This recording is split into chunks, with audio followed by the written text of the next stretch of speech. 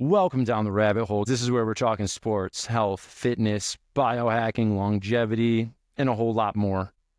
I'm your host, John Fitzgerald. Let's get to the action. Walk me through your day, what a typical day looks like, how you take care of it, eating times, pill times. Yeah. That's actually okay. So I wake up, I use a Hatch alarm clock to wake up. So I wake up from light, not from like, So I wake up from light. The room's pitch black and cold. So I got to mosey my way out of the room. The first thing that goes into my body is mineralized water. So I put trace mineral drops into water. That's immediately. And I take my supplements that we talked about at the beginning of the conversation with that water. How much of that water are you drinking first thing in the morning? 30 ounces. 30? Yeah, 30 ounces. And then I will eat Greek yogurt. I put granola in it because I still need carbs. So I eat Greek yogurt. I take that yogurt, I go in front of my red light and I flick on the red light and I eat that during 10 minutes of red light therapy right away in the morning. Make coffee. Coffee's got protein powder and creatine in the coffee. And then I'm off to train clients.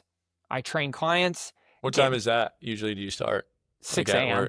6 a.m. Yep, 6 So you a.m. do all this. Yeah, got it. Yep, up at 5, and then I do this. That whole thing takes me 45 minutes. That 45 minutes also includes like brushing and flossing my teeth, like getting myself ready for the day, like clothing, and then getting myself out the door. So in 45 minutes, you could knock out all of that. I just am like very regimented with it.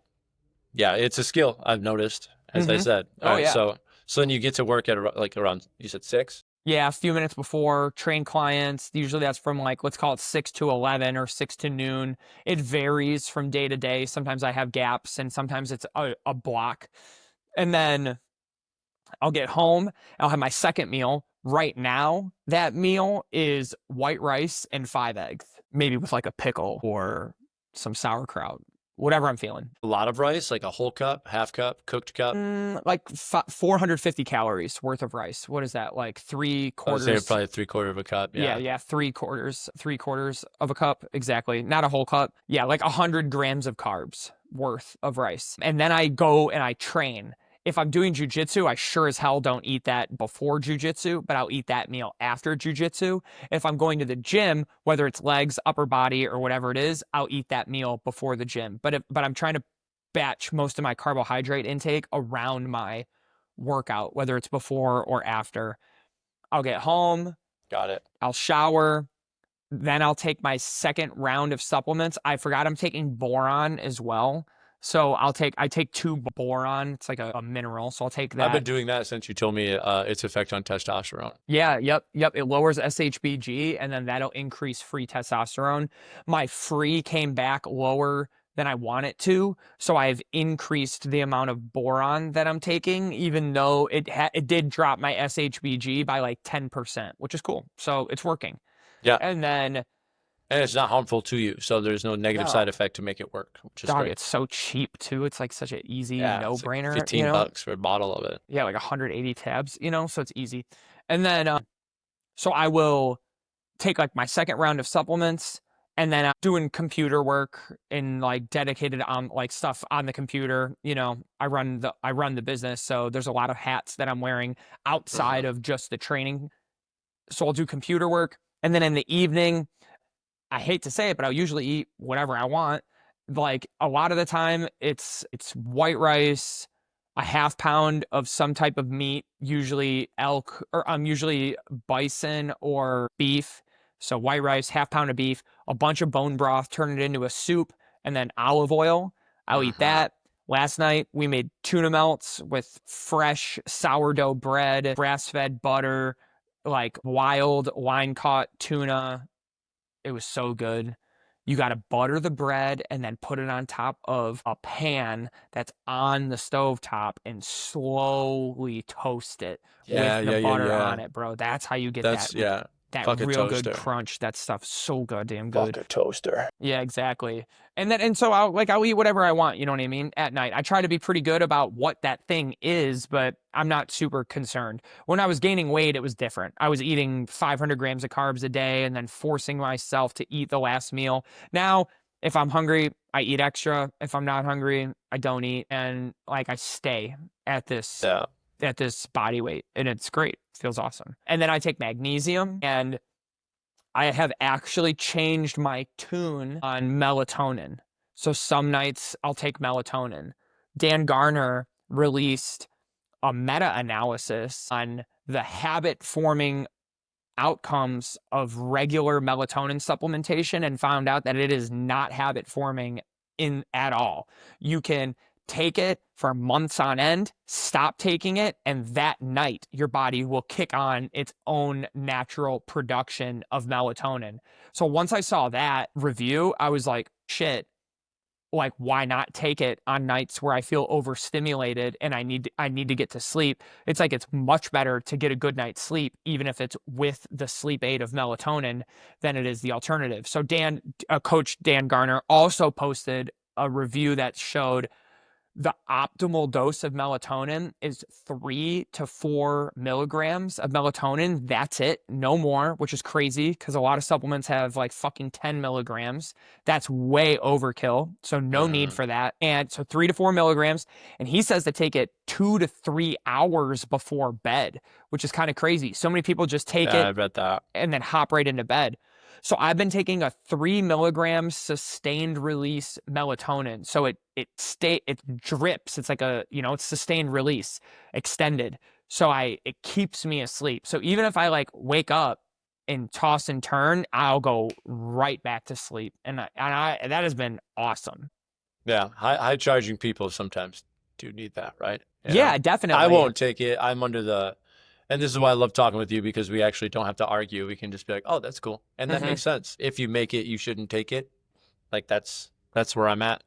Having already messed around with different hormones in the past, like I just know that it's not for me to take if it's for me to make. If I don't have that, then I need to make a different change instead of take the supplement. But right, like that's for me, that's not for everybody listening. Like that's my thing. I think everybody else can probably benefit from what you just said far more than where I am personally at with my sleep journey, Yeah, dude, I tried for so long wearing the red light glasses, not being on screens, cutting out. I mean, like we don't have any overhead lights on at night. We use only lamps, and all of those bulbs have no blue light in them.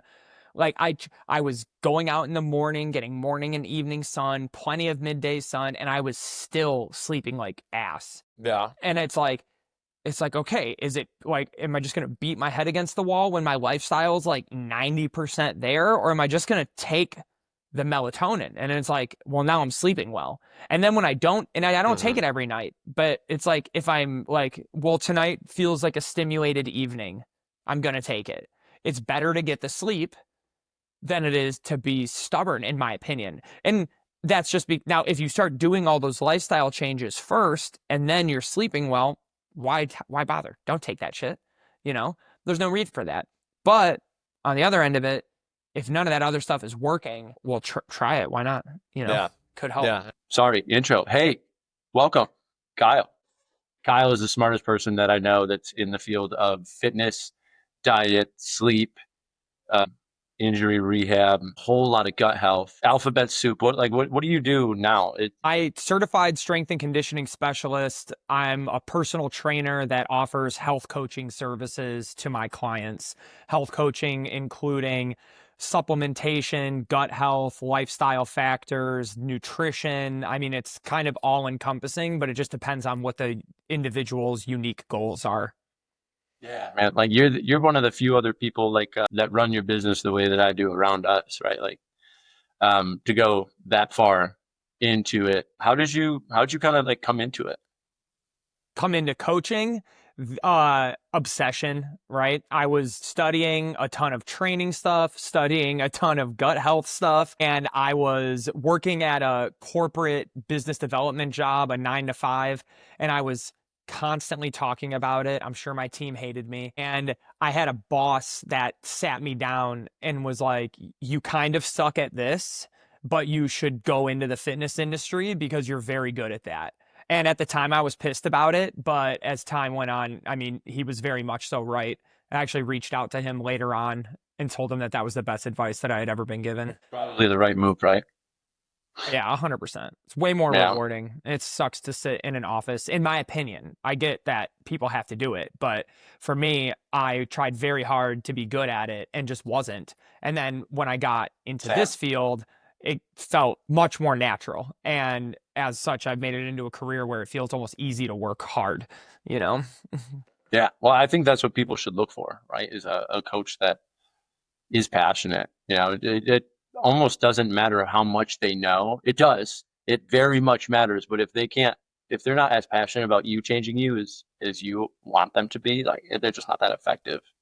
Yeah, they have to care, man. I've had clients recently, I've had a couple of clients who have had surgeries, and I reached out to them to ask them how the surgery went, you know, whether it's a day or two later, and they're like overwhelmed with the fact that I reached out because people who are super close to them or coworkers that they see every day weren't even reaching out to ask how they're doing. And you really should expect something like that from your coach, for them to genuinely care about you as a person and what you've got going on, especially when it's something like that, a health concern. I feel like that's a good indicator. You know, Oh yeah, definitely. I try and think of ways to like explain to people like this is what you should look for in a coach, but there's too many variables to speak to the mass at the exact same time because so many people need different things, you know? Yeah. But dude, I think everybody does. It's I think always an caring end of is one probably journey. Yeah. Yeah, but I think caring is probably one of the staples. They should give a shit. You know? At the very least. You know? All right. I'm going to dive into the supplementation because I have tons of questions already. Okay. Cool. What have you been taking? Because I saw that your chronological age was 4 years younger. 0.7 years younger. It came back at my biological age came back at 26.8 years old, and I'm 34. I turned 35 this year in August. So it came back almost 8 years younger than what I actually am, which was pretty sweet. That was cool to see. Absolutely. Walk us through the routine. How'd you do it? How long you been doing it? How many iterations? Go nuts. Okay, doing it a long time. This all started when I was like 22. Again, I'm 34, but many, many years were done poorly and many iterations. You were asking specifically about supplements, and I was telling one of my remote clients this. The amount of money that I've spent on supplements over the years has been stupid, and a lot of it completely wasted. There were certain things that I thought that were going to be the holy grail of health and muscle building and didn't do shit. And then there were things that I didn't believe in at all that turned out now are a phenomenal staple to have in the supplement regimen. So it's actually pretty basic right now for how it's been. I take a multivitamin. That'll catch a lot of flack, but I do think that most people's nutritional protocol does not provide all of the vitamins and minerals that they're supposed to be getting. So if you take a multi and you're overloading on certain things, I can't imagine that it's that bad, especially as bad as being deficient in something else. And then that multivitamin just covers the bases. So I would say in the last 4 or 5 years, that's a relatively new idea for me, because I used to think it was completely pointless, but it is the basic of everything. You know, you have to have all of your vitamins and minerals coming in to perform at your very best. So crucial. I take a vitamin D because in the middle of the winter in Michigan, we had a super cloudy winter. You need it. Interestingly enough, I take 5,000 IUs of vitamin D, or 6,000. There's 5,000 in the dedicated supplement and then 1,000 in the multi. So 6,000 IUs. And I came back at 57, I think it's nanograms or whatever, but 57, which is actually still kind of low. So even though I'm supplementing with such a large amount of vitamin D because of how little sun we get in the summertime or in the wintertime rather, I was low. So it's kind of interesting. The last time I did my blood work, it was August, and my vitamin D was 87. So the Sounds better. summertime boosts it. Oh yeah, dramatically. So vitamin D, multivitamin, vitamin D, berberine for blood sugar control. I eat a ton of carbs, and the berberine helps manage blood sugar response, which is good because my HbA1c went down from my last blood work, round of blood work, which is cool. Yeah, Went down, I take 2 that points. too. Definitely Berberine? I stay on berberine for sure. Dude, the benefits of berberine are slept on for sure. Or bitter melon extract. Like I kind of use them both as the same. Yeah, back and forth. I was reading some coach that I follow was saying that when compared with metformin, berberine outperforms metformin on everything that they studied, which is like, do you want to take a pharmaceutical to accomplish this or a fucking root? And it's like, for real. I'm going to take the root, right? I'm going to take the thing that's natural. Yeah. It's kind of expensive for a good quality, but it is what it is. And then, That's life. Yep, exactly. I take zinc. Extra zinc because I sweat a lot from jiu-jitsu. People who sweat a lot tend to be deficient in zinc. Same thing, been taking a ton of that, and blood work came back like dead center, so I'm in the optimal range. I take magnesium at night, creatine, and fish oil. Omega-3 triglyceride. It's like 3 grams of EPA and DHA combined. Oh, say it again. It's an omega-3 triglyceride. ATP Labs makes it. It's just like a liquid form of fish oil that doesn't taste like ass. I think you sent that to me before, right? Yeah, it works. Yeah. ATP Labs, I feel like rings a bell. Yeah, I really like them. It's a Canadian company. Canada's supplement industry is more tightly regulated than it is here in the US. So you're at the very least getting what you pay for from companies like that. And yeah, I heard about them a long time ago. Charles Poliquin was like the first person in the industry that I really paid a lot of attention to.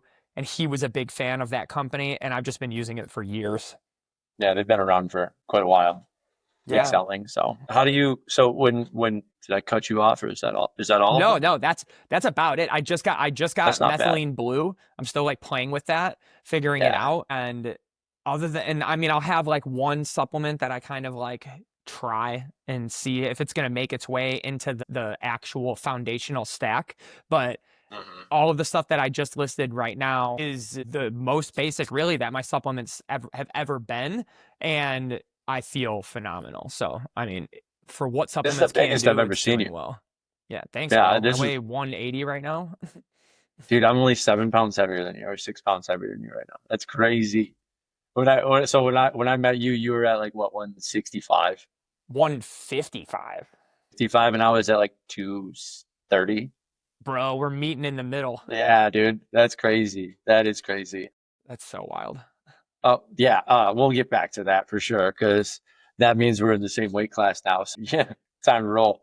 And you've been rolling a shit ton, which I want to get to also. But when you're talking about sups and blood work, do you have your clients decide what supplements they're taking by doing blood work, or have you like been able to convince them that that's the right path? That is the next level. You track their weight progression when they're in the gym. You understand like what their training volume is, how much weight they can use on specific exercises. You know how much they're working out, total frequency throughout the course of the week. If they're on top of it, they're paying attention to their nutrition, maybe not as in-depth as I would like, but it doesn't need to be that in-depth. I really have them focus mostly on just hitting a protein goal. Everybody undereats protein chronically, so I really try to have them focus on a protein goal. So I have a general idea of where they're at nutritionally. And then it's like everything else is this black hole. And I can give them supplement recommendations that check the boxes for classic deficiencies. Vitamin D in the middle of a Michigan winter, magnesium for them to take at night, things like that. You assume if they're drinking regularly, eating out all the time, not eating enough throughout the day, that they're probably deficient in some micronutrient. So a multivitamin is just a pretty good catch all, yeah, if not most, right? For sure.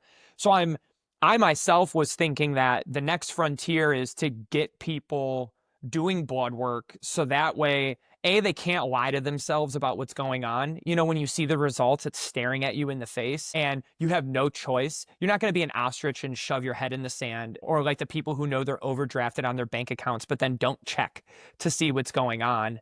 It's like when you see your blood work, you can't lie about it anymore. So Yeah. I wanted to put myself through that process first. And then I've been pleasantly surprised with what I found. And now that I've been ranting about it ad nauseum, people are starting to be like, oh, I want to try that for myself. I'd be curious to know what I'm at. And I hope, that when they're confronted with that, they'd be more likely to make a change, Yeah, for sure. It's cool that you can do things ad nauseum in general. Like, you're the most disciplined person I know with physicality or dietetics. Like, you're like, hey, I'm going on to this thing. Kyle's the guy that does it like the whole way through. Like, I'm going to do this 3-month program. He doesn't do it for 3 days. He does the whole program and does like an after action report. It's really cool. But I want to get every client to that level, to where they're not supplementing unless they know they're already deficient. And it's like pulling teeth. It's like pulling teeth. It's hard. It's like pulling teeth. But they'll do it for their doctor because they're wearing a lab coat. It's the wildest thing. And I finally have a client who just before this, who took off. He's been in here for 3 weeks and he's had 6 different surgeries dealing with a really bad fusion. So naturally he's got sciatica and this, that, and the other thing. And I was like, hey, if you don't get in the cold shower every day, I won't take you on as a client. Like, that's the first thing that we're going to do. Because I know for a fact that a lot of it is going to be neurological, like that mental guarding thing. Right. So like, hey, you're going to jump in the shower and calm the fuck down, basically. And he's the one who's already like on board. He's already gone to see Peter Attia. So like, he's in there, he's doing the thing. But getting everyone to that point, I feel like it would just make our job so much easier. Yeah, for sure. I mean, you said this a long time ago that so much of it boils down to inflammation. And if you can manage inflammation, and I don't mean that in like the buzzword sense, it's like you eat and you have an inflammatory response from eating. It literally doesn't matter what you put in your body. That is a good acute inflammatory response. You train and you break the body down and you have to build it back up. There's an inflammatory response associated with that as well. So acutely, it's a good thing. I mean, chronic inflammation, things where it's constant drinking, poor sleeping, never getting outside, getting your feet in the grass, constantly being bombarded with EMFs and shitty food and low quality food oils. And it's like, this dude is battling a botched surgery and he's in a ton of pain and he's not managing any of that. It's like you're putting perfume on a pig. It's not gonna work, I love your analogies so much, dude. They're so good. Thanks, bro. That's so good.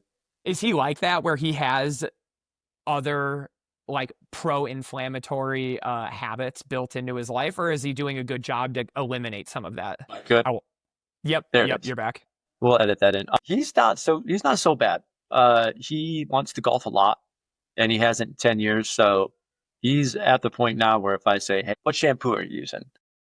Just he'll send the screenshot over, all the way down to, he bought, grounded sheets, because it's one of the low hanging fruit things I steal from Kyle all the time is his analogies. I also tell him you can only ride one horse with one ass, and that's from you as well. Yep.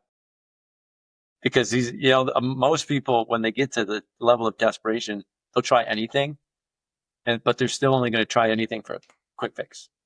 If it doesn't work in 3 weeks, they're like, I'm going to try this thing. Oh, I'm going to try this thing. And they're everywhere. And so we got his blinders on everything. It's like, do you do this? Do you do this? I took that from you as well. 2 things. That's it. There's a routine thing. Oh God. Isn't that so much easier when you're coaching? And I mean, in general, that's better how it response. is. Yeah. what's his name? Who's John Berardi? Who's the guy who did the precision nutrition program and then wrote Changemaker? I think it is John Berardi, but don't quote me on that. He has a study that gets referenced through precision nutrition where it's like, if human beings try to change one habit at a time, they're successful 85% of the time, which is crazy because it's like that's already not 100, you know? And then if it's two things at a time, that chances of success drops to below 35%. So you That's a big drop. Oh, it's massive. And if it's three things at a time, it's below 5%. So we suck at like overhauls. We do a lot better with spoon-fed information, you know? Like, you've been doing a lot of golf stuff. If you coached my golf swing, it would be one thing. I would literally only be able to manage like one tiny little tweak, and I probably would have to practice it for months until it got better. But if It's you really find easy, somebody though. who's been golfing, you might be able to give them a little more than that, you know, because they have experience in that. You know what I mean? Yeah, no, that makes sense. The neuroplasticity and the ability to learn, but when you're talking 85% success for one task, and then it drops to, what'd you say, 35 for two? 35. Man, no wonder why people don't do anything. Yeah, for real. Like it's so. Where do you have your people start? Like, Well, it depends. With the pyramid of health being what it is, like the highest point for me is sleep and sun. I think you and I have been through that. That mine has not changed much. But how do you kind of organize for yourself and for your clients your priorities for your health?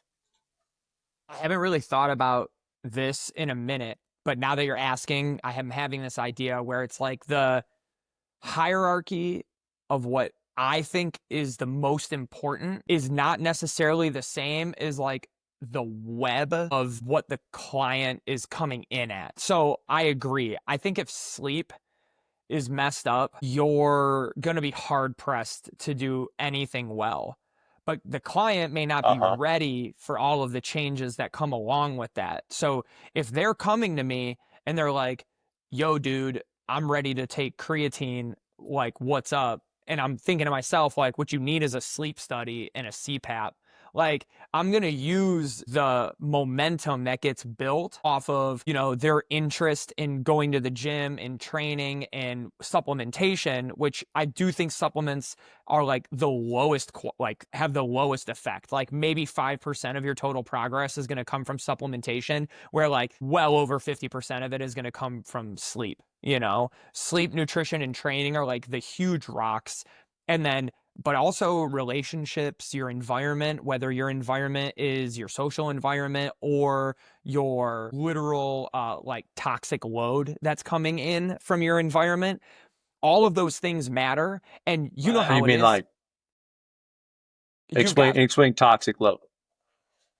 Detergents, scented candles, soaps and shampoos that are toxic or like that mess with your hormones. All this stuff is all over the place. And sometimes people are more interested in fixing those things than they are anything else. But if I can use that, like the snowball at the top of a mountain, and just get them going with something like that, I think eventually they'll bite. So where I have people start is wherever they're coming in at, but ultimately I'm thinking about it through various buckets: sleep, nutrition, training, environmental, relational, and then kind of like purpose, like how they view their role in life. You know, if you feel like you have no higher purpose for yourself, it's going to be kind of hard to justify why you're doing all of this stuff anyway, you know?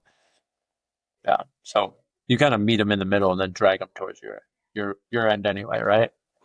But yeah, and I mean, sometimes you're looking at somebody and you're like, hey, for this person, like they're doing pretty good on some of this other stuff. Maybe it's not perfect, but they've got this painfully obvious thing that needs to get worked on. And you just hope that you're able to weave them into seeing it for themselves.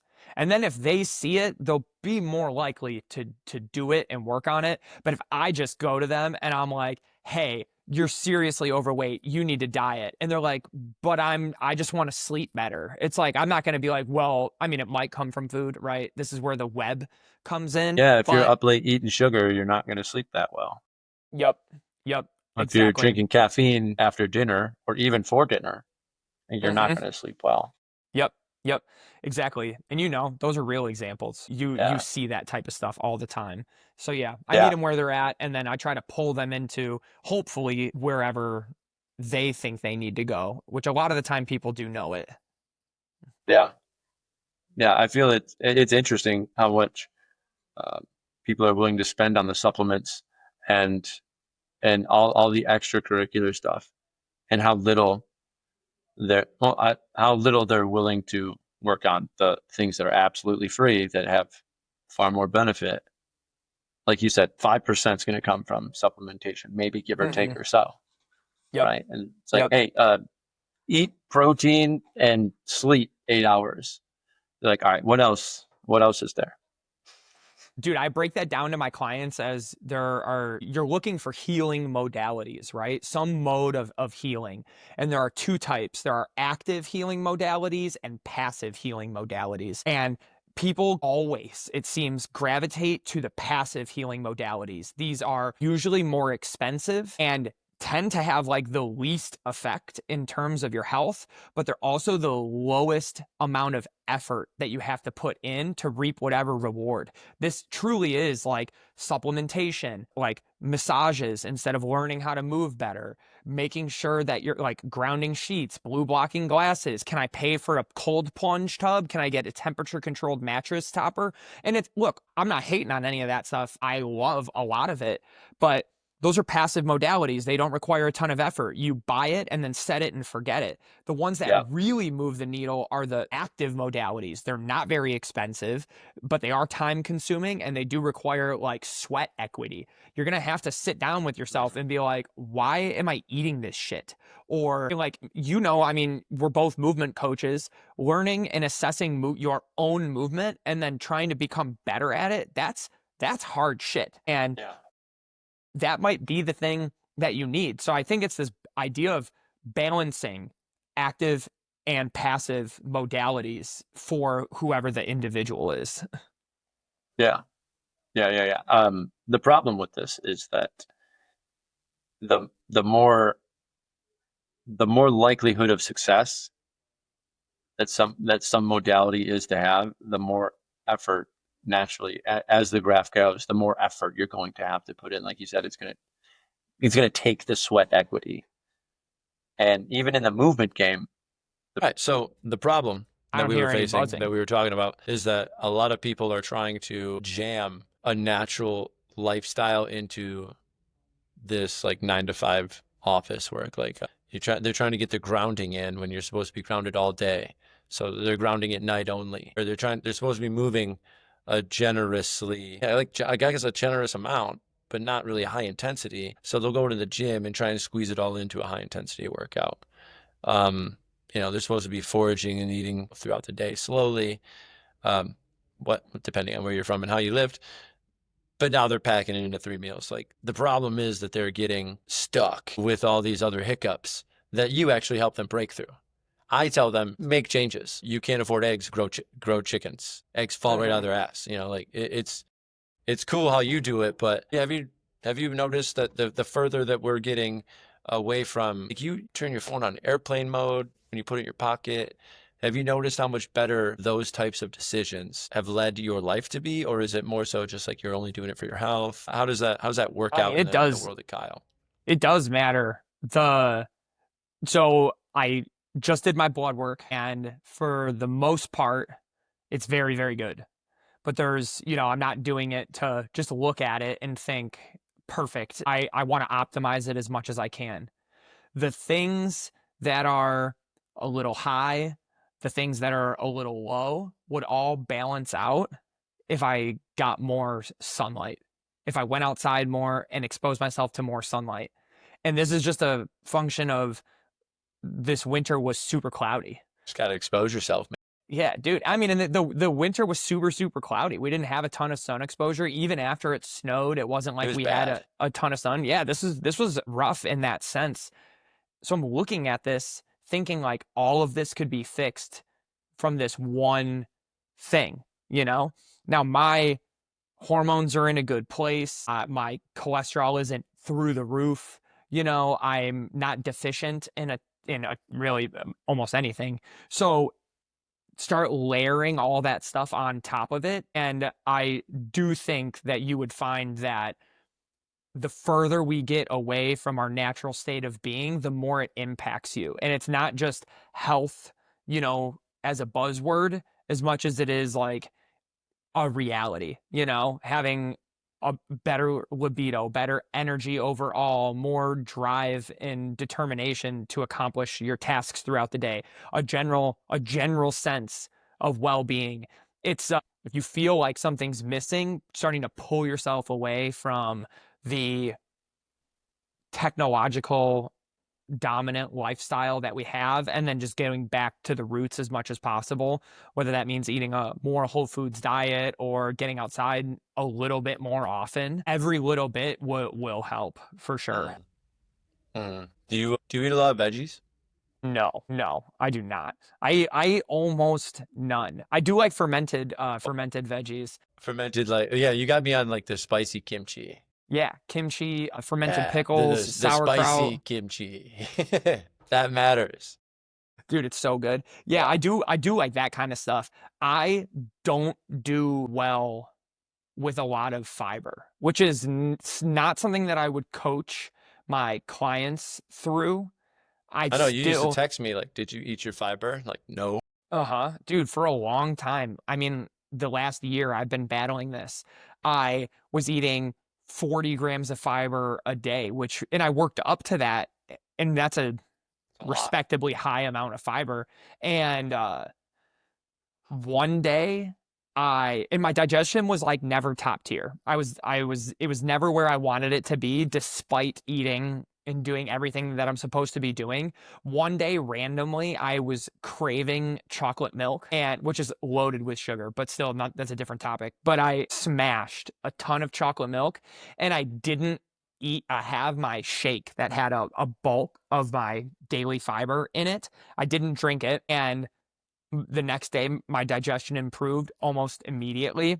So I started to play this game where I would remove the fiber and then slowly started drinking more and more milk. I did switch to whole white milk with no added anything, like cream top, so it's heavy fat, and I'm drinking a ridiculous amount of it now with almost no fiber, like a scary low amount of fiber, and like my digestion is perfect. And it happened really fast, like within a few days of cutting it out. So no, I mean, it's not that I won't eat vegetables. If I go out to dinner and there's a side, I'll have it. But I'm not convinced. You know, I have a bad problem of eating the same stuff over and over and over again. And the longer that something stays in my diet, the more negatively it starts to affect me. Yeah. So I don't think that you're just blanket statement supposed to have that stuff all the time. Like, I mean, Jack Cruz talks about it where our light environment wouldn't be providing things like broccoli 100%. in Not right now. January and February. Yeah. Exactly. So it's weird to think that we're supposed to be having that all year round. Now, I do think that at the end of summer, if you start eating additional carbs, your body might be more willing to take them in because that's when a lot of that stuff ripens. Take that for what it is. In my own life, I've definitely found that to be true. And I do feel better when I do that. Yeah. Yeah. I think that one of the things I love about talking with you is because you've been so fucked up so many different ways that you kind of learn that way. Like, oh man, Hmm. I got gut issues.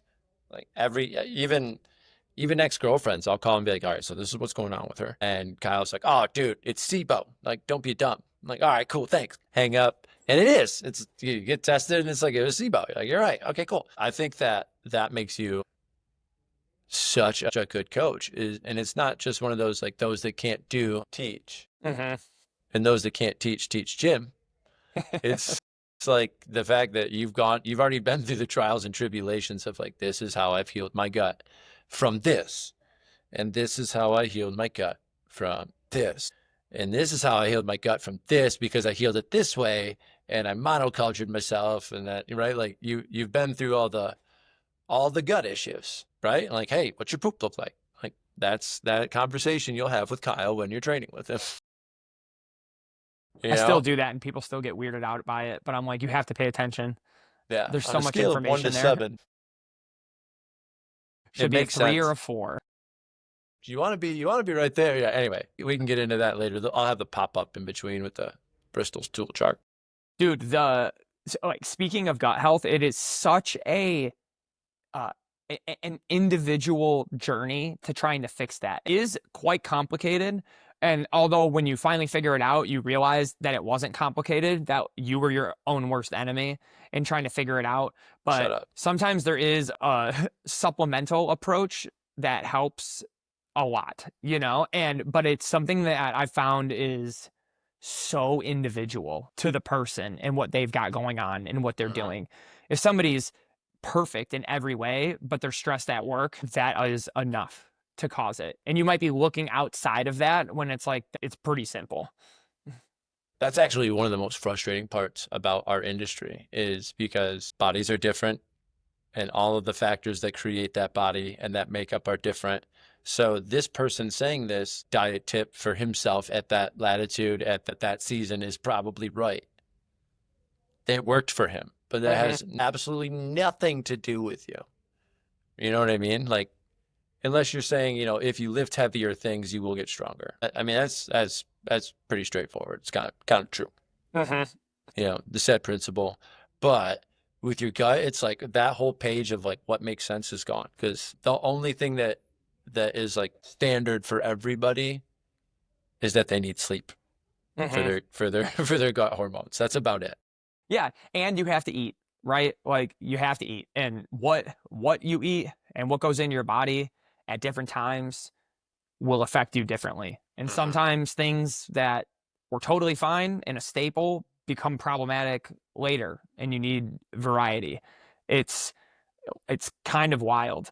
And again, like, I mean, so many nutrition coaches online will tell you that fiber is a guaranteed yes, or you go the other way and then you have the carnivore community that'll tell you to entirely stay away from it. And while you're at it, all carbohydrates and all grains in general. They've obviously never eaten a fucking potato because they're delicious. Dude, for real. And honestly, it's probably not even that fucking bad for you. It's just that I'm Irish. We're supposed to eat it. You have to have them. Dude, Ash and I went to a restaurant recently and they had a pierogi and it was so good. It was delicious. I know. Anyways, so Brian's got one of those mail order brides, he's I'm kidding, but she's Ukrainian. And God, some of the food he brings in for lunch, it's like, bro, she got like a mom or a sister or something. Like that looks really good. A cousin or something. Like I know they all came over together. Like, come on, like hook me up. But yeah, dude, like cutting out the fiber for me was really eye-opening. I always knew that, coaches will say something or there'll be studies, lots of studies, maybe even like a meta-analysis, an analysis of a bunch of studies, like 40 of them. And they'll all say fiber is good for you. But if it's not good for you, then it's fucking not good for you. And it doesn't matter what all that other stuff says. You should try it and see what was going on. I was eating a high amount of fiber. You're supposed to have 10 to 15 grams of fiber per 1,000 calories that you're taking in. I was eating roughly 3,000 calories a day, and that would be 30 grams of fiber, 30 to 45. And I was having 40, some days even 50. So I was playing around from the low end to the high end of the recommendations, and at no point did I feel good.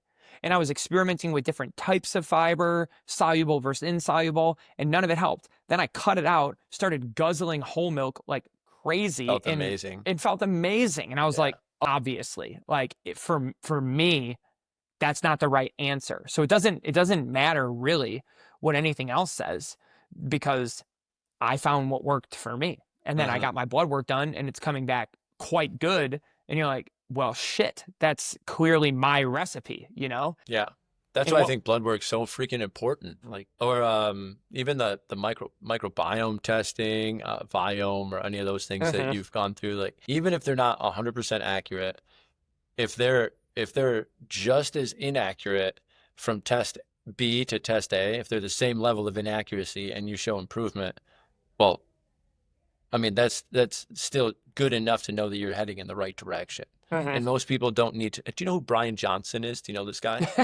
Yeah, you don't need to go to that level of taking care of yourself, although you should care that much that you would. But, you know, like, are you getting better? And is there data? Anecdotal evidence is just as important, right? Like you said, you felt better without fiber. Like, I feel that. That's good. But like when you do the blood work or the testing, then you have the data. So like which one do you test with? I used Function Health, which was like $500, and they test over 100 different blood markers, which is pretty cool because to get that many tests done from a doctor, A, they probably wouldn't order it, and B, it would be much more expensive. Yeah, 500 seems wildly reasonable. Dude, and it's 2 times a year, so every 6 months you go. So that 500 covers both blood draws. Nice. And the analysis of the blood work, which is crazy. So that was like a no-brainer. Ash and I have been going through that journey together. And it's really nice to be able to see that type of information on a page, and you can't deny it. To your point. Yeah, what was it called real quick? Function Health, Function. It's Mark Hyman's company. He's the founder or the CEO of that company. It's cool, but to your point, before I did blood work, I weighed 155, and then maybe like within the last year and a half, mostly about 6 months ago, this like crazy climb ended because I am satisfied where I'm at, which I think is a rare thing in the industry. I was trying to gain weight and to go from 155 to 180. It took about a year, and I've been there for like 6 to 8 months, maybe a little bit longer than that. Again, because I got to a point that I wanted to get to, and I'm happy with it. I don't need to gain. Even at 155, you were a freaking tank. You were so strong. Like, yeah, thanks, bro. What do you lift it? No, you're welcome. I didn't do anything. What are you lifting now, dude? Differently. I'll answer that in a second, but it's like during the time when I weighed less, as I gained muscle and got bigger, it's like if your body's not in a healthy state, things like that probably won't happen that well. My sleep got better. Change? Yeah, if you're trying to, like, if you're severely overweight and you have a high body fat percentage, and then you start to lose weight and you lose body fat, you can rest assured that many of your blood markers are going to improve.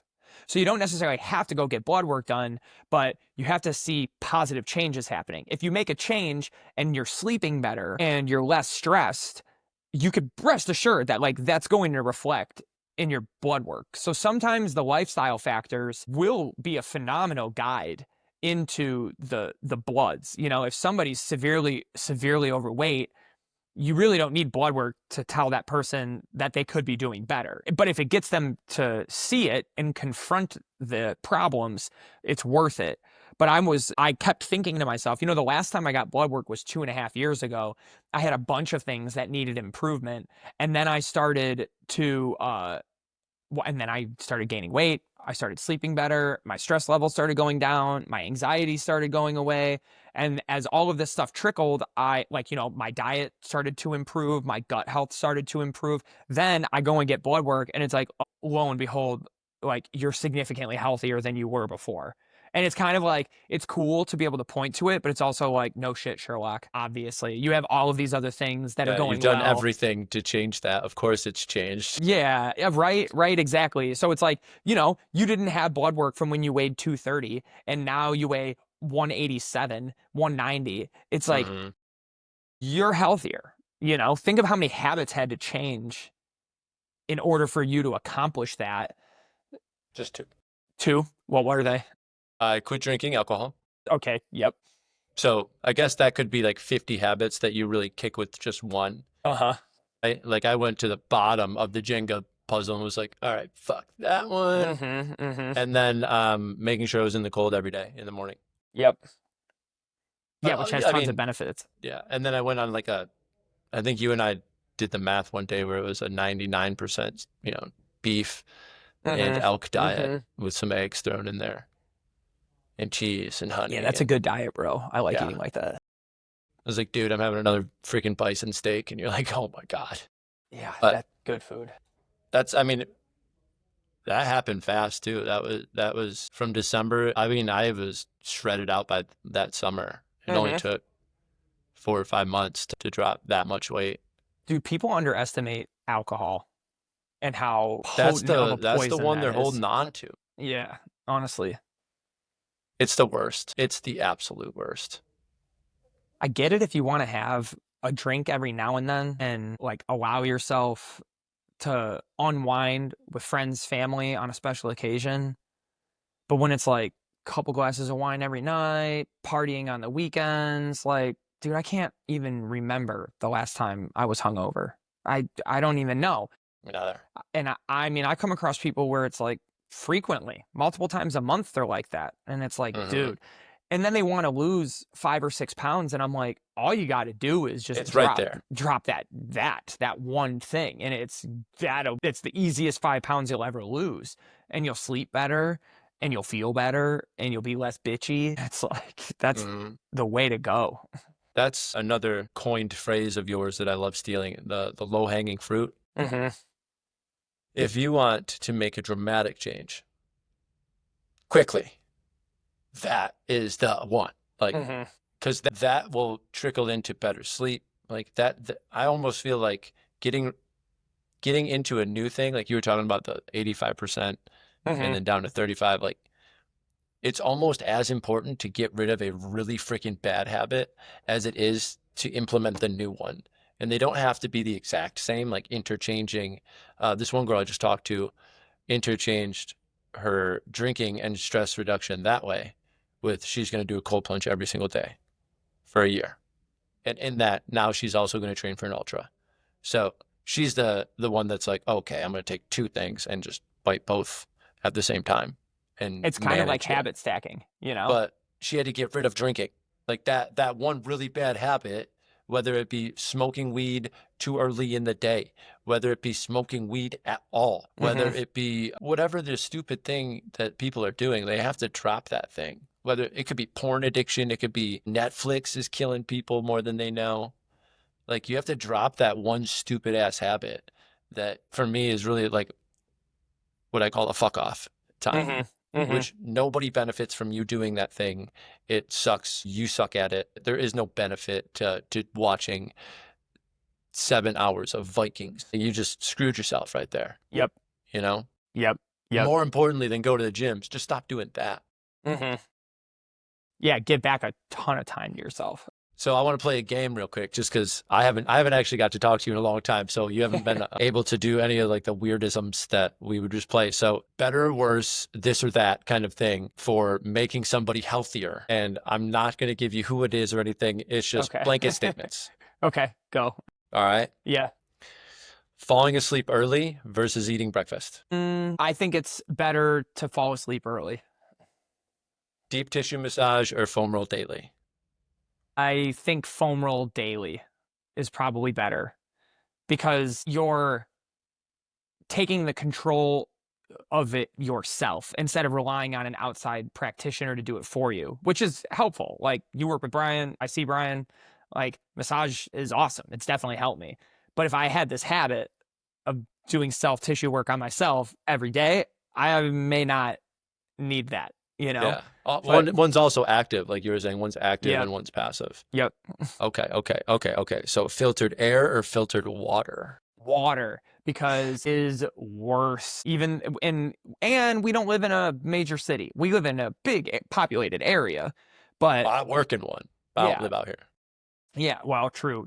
But even then, you have glyphosate problems from the rural areas where there's a bunch of farmland, you know? They have more glyphosate in their body than we do because they're around it and it's like in the air quality. But so I would say both, but water for sure. I mean, you are drinking a ton of water and there's like pharmaceuticals in the water and shit, you know? EWG will terrify you if you look at what's in your water. So yeah, you screwed me over introducing me to them, what, like 6-7 years ago? Like, everything is like, is that EWG compliant? Yeah, yeah, And then exactly. what's the other one that there's another organization that people use.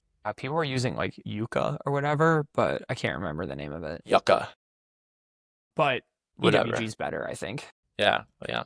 Well, okay. Back in tea or coffee. Probably. Ooh, that's hard. Like, I think probably coffee. I think it's easier to find a high quality cup of coffee than a high quality cup of tea. And I would worry about like contamination, heavy metal contamination inside of the tea. I think low quality green tea and matcha can be prone to that. I think I saw that somewhere on Instagram one time. But yeah, I think probably coffee. Both have polyphenols. Both are caffeinated. With that being said, I do think it's probably easier to abuse coffee than it is to abuse tea. You can be drinking far too much coffee. Yeah, I absolutely choose tea just because there's more herbs that you can blend into tea than coffee. Yeah, I get but that. But you can't throw tea in your rectum and call it an enema. I feel like you probably could. I'm sure somebody's for sure done that. Yeah. Not you, not I though. So therefore we'll chalk that one up as a tie. Okay. So you ready for this one? Breath work or stretching? Man, do them fucking both, bro. Like just do them both. I think breath work, if you were really gonna get me to like pinpoint what I'd rather people do, I think if they calm down, they would probably just be more flexible. If they just chilled out, you know? Yeah. Like a lot of the time I'm like, dude, your shoulders are up here and you're going and you're breathing with your chest exclusively. And it's like, I have a client who struggles to breathe through his belly. And it's like, I mean, I try to teach it, but it's something that requires at-home practice, I think, you know? And it's like, wow, that would do a lot of good if people could learn that. Yeah, that is the number one problem with most people's biomechanics that I've come to is their breath pattern. 100%. So now this will be fun because I know you're a lifter. Split squats or a deadlift? Split squats for sure. Okay, split squats because I like you can load them heavy as shit, right? So like if you have an itch to lift super heavy, you totally can. And I do still use deadlifting with my clients, but it's really easy to get locked into thinking that lift tells you a lot about what's going on when I don't necessarily think it does. Like just pure deadlifting isn't going to put as much muscle on you as a split squat. It's not going to tax your cardio as much as a split squat. A split squat, like so many people sit with their hips in a flexed position for 8 hours a day. Like at least in a split squat, like I'm getting one leg into extension, like behind you while doing that. So yeah, I'm going to go split squat all day. I want to deadlift, but I've had to like remove it from my own programming. It doesn't. You're doing like a bilateral stance, deadlift. Conventional deadlift. Yeah. And it could be top down or bottom up. It could be like the bar's on the ground and you're ripping it off of the ground, or you're going off of a rack and then descending down. But you know, I came in like last time I saw you guys in person, I was having that hip stuff going on. Yeah. And I think it was just from honestly like beating that lift, you know, same problem that I had with food, not rotating the lift out enough and then lifting with a neutral braced spine instead of a flexed spine almost exclusively. And I think like my hips are junky now. And not that can't be fixed. I do totally think that I can get over that hump, but anytime I start to deadlift, I'm like, it starts creeping back in, and it's like squats don't bother it. I've been doing a ton of bendy spine stuff, like heavy stuff, you know? Yeah, I saw those. The Zercher, yep. And like, dude, that feels good. My back feels good. Like my hips feel good. That stuff feels so nice. My elbows hurt just watching. Like you're so much tougher than I am. Bro, that's the easy part of it. And like, and like when I lift like that, I feel so much less stiff for jiu-jitsu. when I load my back, I mean, it's the dudes who are really strong deadlifters in jiu-jitsu are terrifying. Like they're just very strong people. Yeah, and it's hard to deal with. But I get more benefit, I think, from the other stuff. I've been doing weird stuff. Like I've been doing sandbag lifts. It's still kind of like a deadlift. You're gonna lift, 150 More pound like bag. I'm sorry to cut you off, but like the Atlas things, or like the up and over the shoulders, or just all Yeah. kind. Yep. Yeah. Yes, exactly. Like lapping the sandbag, lifting it up into a clean, getting it up to a shoulder, drop down to the ground, switch sides, right? Or I have a sandbag that's got handles on it, like a training sandbag, so it's more of like a long tube.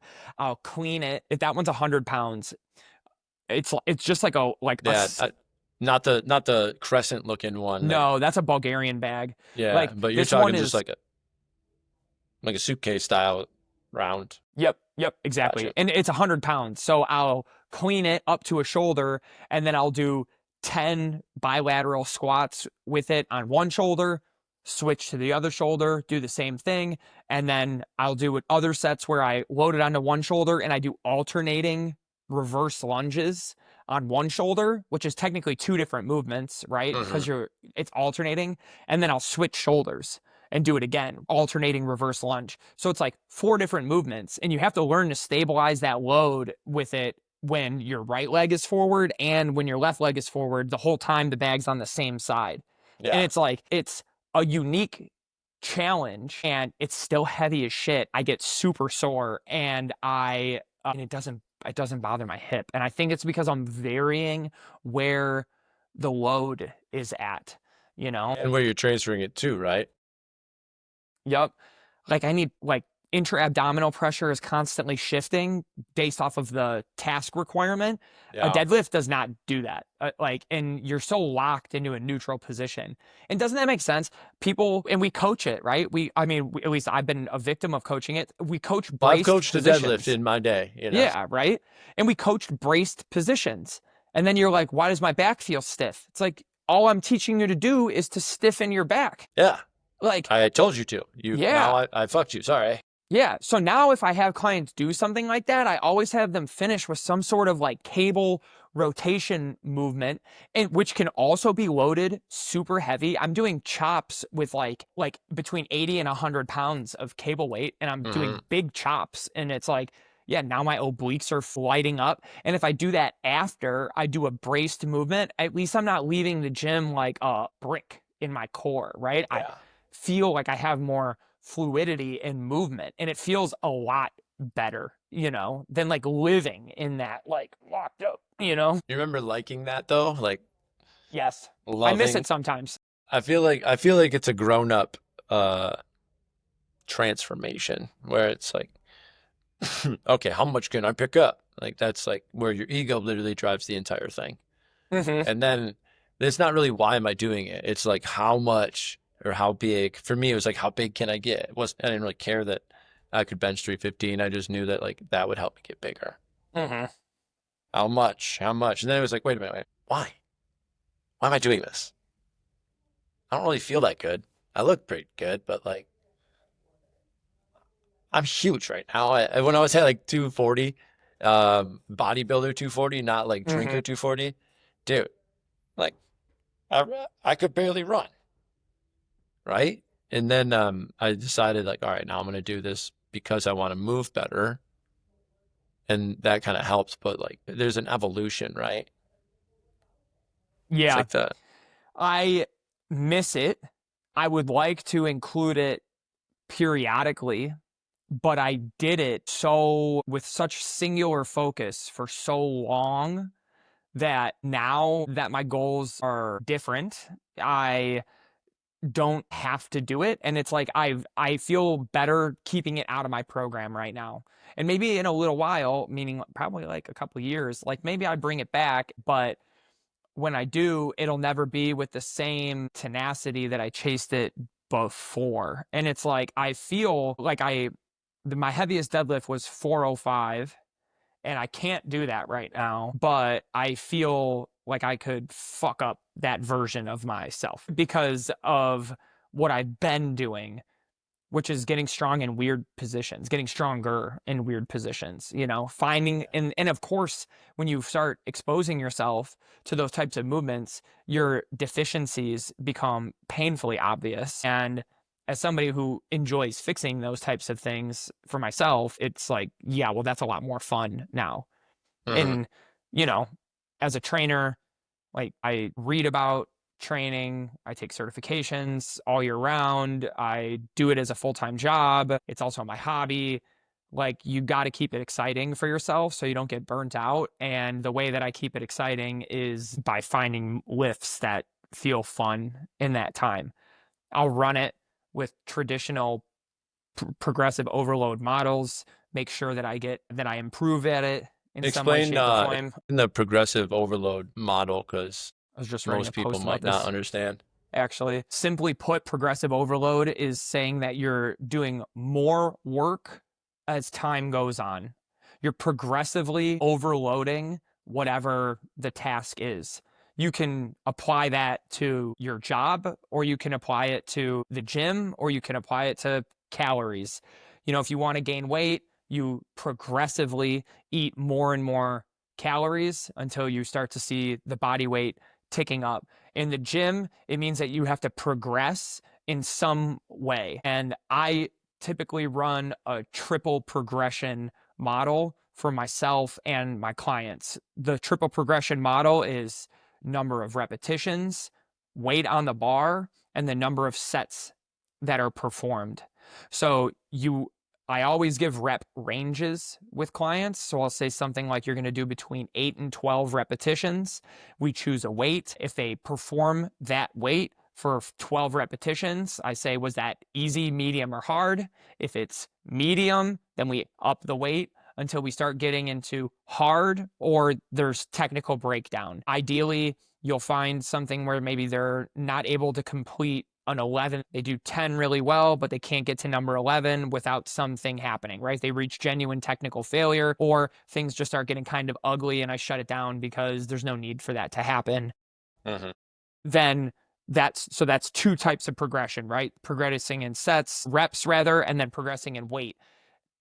There will be a point for a lot of people where they get to, like, bench press is a really good analogy. Their bench flies up, and then eventually they kind of get to a weight where they're like, I don't feel safe or comfortable adding more weight, but I've maxed out my rep ranges. Like my shoulders don't feel ready for this next 5 or 10 pound jump.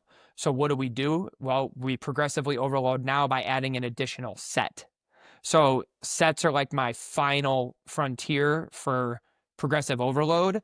I try to find a challenging weight and then increase in reps. And then when you've maxed out a given rep range, if you're going to continue to play that game, you add weight. And if you get to a point where you no longer feel comfortable adding weight, you will just add another set. And then now you've ensured progress in a multitude of ways. And I like that a lot because people don't get so damn stubborn about having to add weight exclusively, because that's what hurts people. Not that people get hurt. I mean, people don't really get hurt in the weight room that often. They get way more hurt during some activity, right? Some high intensity activity than they do from the weight room. You see this in sports all the time. Like the amount of injuries like on the field of play are much higher than they are in the weight room. But if you're going to get hurt, it's probably because you lifted too much weight too fast and you weren't ready for it. And it's nice to be like, well, I don't have to add 5 pounds. I could do one more rep. And if I don't want to do that, I could just do another set. And as long as it's sufficiently hard, you're going to get phenomenal results. Yeah. I feel like that's the issue with two-dimensional training. When people only do two-dimensional training, and that's why I think springtime is when most athletes or like preseason is when you see most of the injuries. They do a lot of two-dimensional training. You can tell who hasn't been doing all the ancillary work that is three-dimensional, and then hips, knees, ankles, calves, shoulders, everything. Anything that moves three-dimensional, your whole body is going to be exposed. Like you said, those weaknesses during jiu-jitsu become really prevalent, when you're weak in a position. Yep, 100%. Yeah, I have an issue, not with you or the method, but like with how I train. It's about movement quality more so than like some type of standard measurable thing like that. I mean, it's measurable. You use joint angles, shin angles, spine angles, things like that. But then a lot of it is also, it's based off feedback. And I feel like without good feedback from the client on, hey, do you remember to have your TVA in? Do you have intra-abdominal pressure? You know, are you breathing up? Are you breathing out? Are you breathing in? You know, all of these different cues that we use. Without good feedback, we can't really do our jobs very well. And I feel like a lot of people don't want to tell you, like, actually, that wasn't that heavy. Because that's going to suck when it gets there, you know? Mm-hmm. Yep. I've had clients where I have to push them into that. I do think that a stronger body is one that can be easier to manage. If you're chasing strength so far that now you've created too much tension and you lose a sufficient amount of range of motion at any particular joint because you've created too much tension in the musculature that feeds into that joint, I think that you've taken that one fitness quality too far. So it's not strength with a like a never-ending amount. Right. I think that sufficient amounts of strength can help. You know, sometimes I see this a lot with my clients who are like above the age of 70.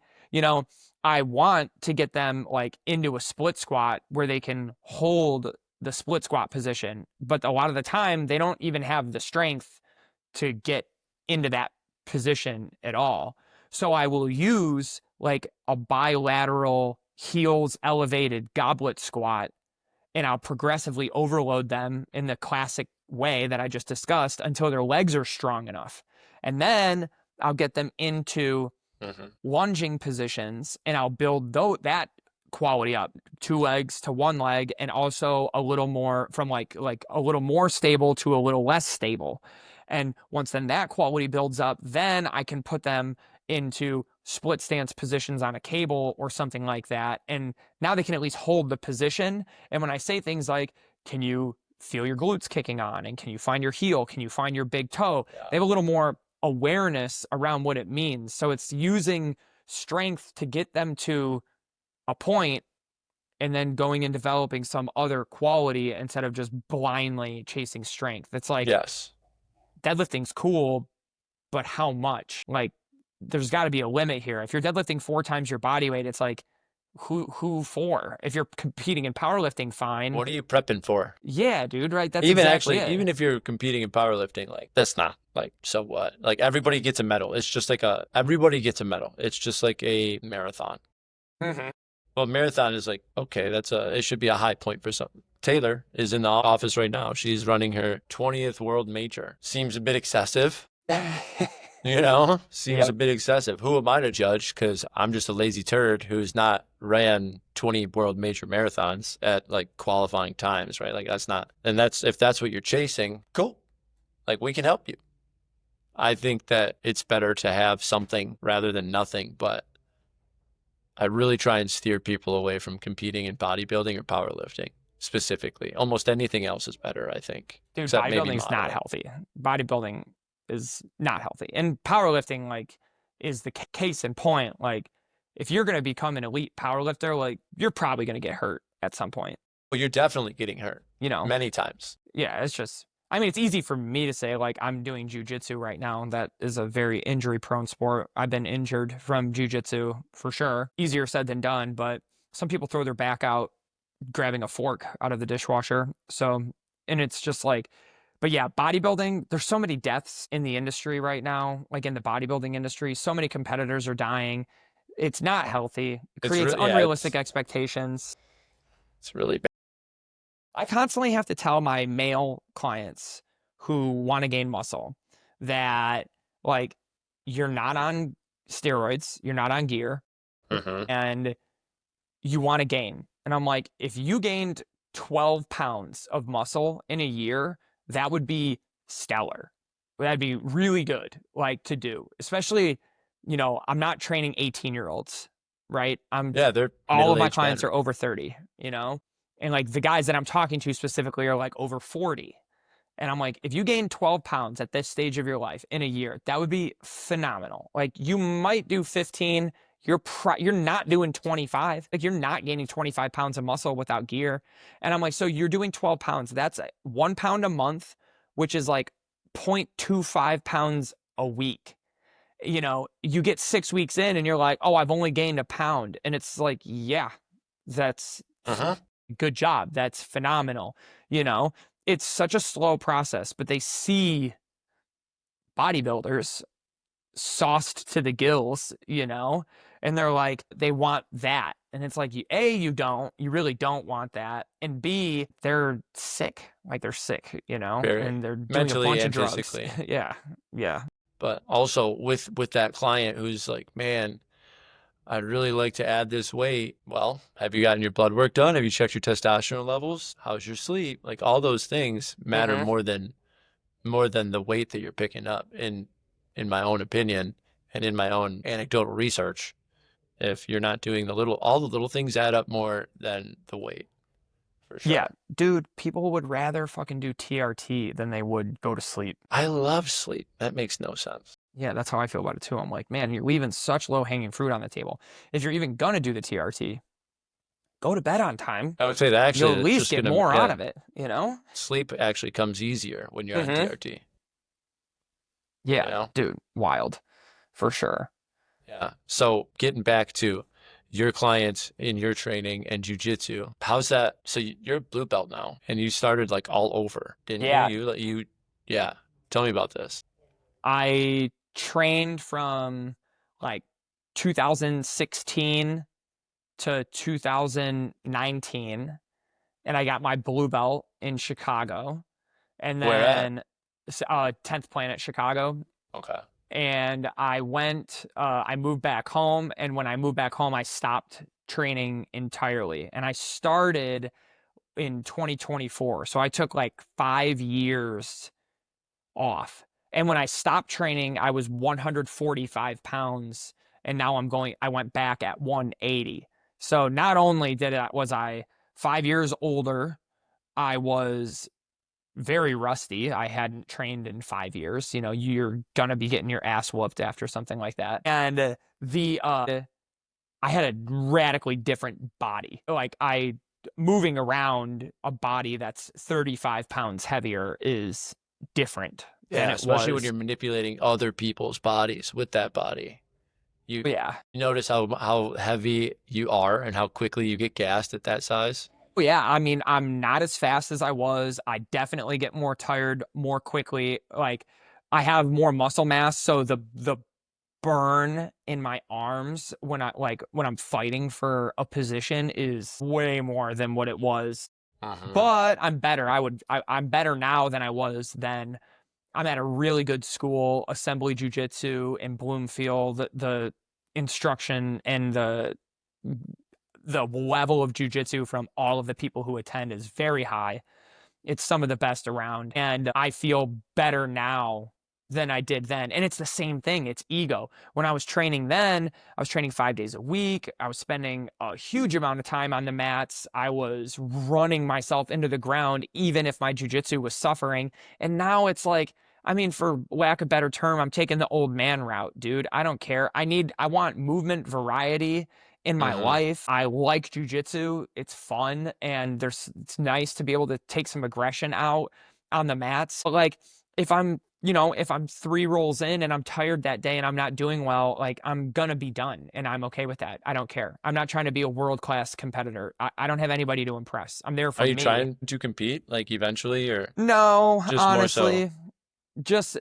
It's just for my own movement quality, right? It's something to give me direction when I'm in the gym and I'm like, is this going to help or hurt my jiu-jitsu? And it gives me a reason to tailor my fitness for an activity. And fitness, by its very nature, is not exactly highly varied in terms of movements. You can come up with a large movement menu, but when you do jiu-jitsu or boxing or even dance or something like that, there's infinite variations of movement. And I needed something that allowed me to get into a movement flow that didn't limit the ways that I can move. In the gym, it's kind of hard. You're not able to do as much there as you are on the mats. So it's not, I feel like, a lot of people have a movement practice outside of lifting weights. It could be No, yoga. they don't. I just wish they did. Yeah, that'd be nice. Like even golf, for example, it's the same thing over and over and over and over and over. Now, it is a very fine-tuned thing. It's very, it just is finely tuned, but it's just the same thing. And I want the variety. You said something a long time ago. Somebody that we worked with would always train the same movements over and over and over and over and over. And he developed a very rigid way of thinking. He was very stubborn and bullheaded about things and would not listen to reason or logic. And I think that if you move in the same ways over and over and over and over, creating rigidity in your movement patterns, you will create rigidity in your thought patterns, in your life. I legitimately think that the more movement capacity that you have for yourself, the more complexity your brain is. Therefore, the more complex thoughts you can actually perceive, which is why I really hope everybody gets moving in a complex way, because it seems like most of who I'm looking around at is not firing on any cylinders. Yeah. On all of them. I agree with that 100%. And the more I train with people, the more I see that. You could make the argument that people come into the gym and then they leave in a good mood because of endorphins, because you've got like these, internal chemical messengers flying around their body and now they feel better. You could make that argument. I think it would be hard not to. But I'm also like, yeah, like you just moved in a way that you haven't moved in a long time. Of course that feels good. Like, it's going to feel better. You need that. We were meant to move, not sit, maybe sit sometimes, but. Yeah, but not 90% of your life, Yeah,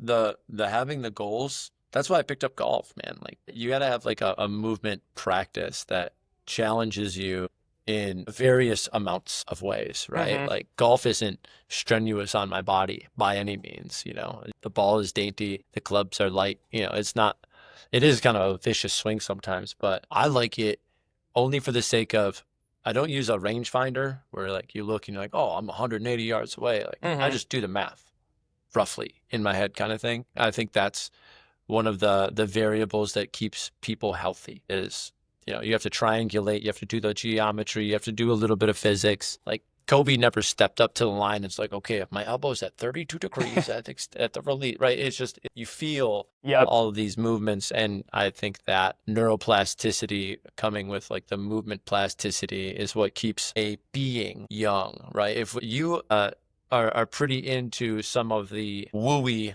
types of science, if you will, right? Like if I said, hey, everything is a vibration, you'd be like, yep. Say more. So like when I say that golf tune, like kind of to an extent turns down the tone of life. It just like when you go to jiu-jitsu, you're only focusing on that client. What would you call role, that? Yeah. Your training partner in that partner. moment, Thank you. right? Jeez, need more water. And how that situation is, and then you leave, and like you said, your mind's free. It's clear. That's why I picked up rope flow. Have you been doing that? I have not all winter. I haven't done it once. I'll post up inside of the powerhouse in Birmingham, and I'll go in the back room and I'll jam music and do it. It's nice. That actually, I'm still coming up with new techniques. You know what I mean? The other, like maybe 2 weeks ago, I was like, or longer than that now, 2 months ago, I had this idea of a pattern to do with the rope, figured it out. And now I'm like, oh, and of course this bleeds into these other patterns. And it's like, yeah, it's awesome. It's all connected. Yeah. And it just gives me a chance to lose myself in whatever the movement is. It's nice to have a bunch of those. I know that people who work desk jobs would be way better off if they had something like that in their lives. I said that just the spine angles alone, Mm-hmm. Yep. Just doing this alone would be great. Yeah. Yep. This summer, I want to get a heavy rope, like a really heavy one. So that way I can start to like, cause the weight will make you move differently, you know? Mhm. So I'm going to buy a heavy one. Yeah, I really like rope flowing for the sake of it makes you giggle, you know, because you're like stuck. Like Mhm. I remember being stuck in like it was like a dragon roll that you were teaching me, and there was like the backside slip or something where I was like stuck doing the same thing. I couldn't like get my shit together. Get me out of here. Yeah, Yeah. like, but Huh? that's the best part for you Yep. Well, mentally. you learn that sometimes you might be stuck in some sort of thought loop, and that you can get out of it. It's like possible to actually get yourself out, you Mhm. know? All it takes is a willingness to work through that particular problem, you know? Yeah, yeah. What's the craziest thing that you've been doing lately that people kind of like say that's weird? Mm-hmm. Probably the Zercher deadlift. Like it's a movement. It's not a life thing. That's strange. Yeah, yeah. Oh, that. Well, no. Yeah, that one. And Either.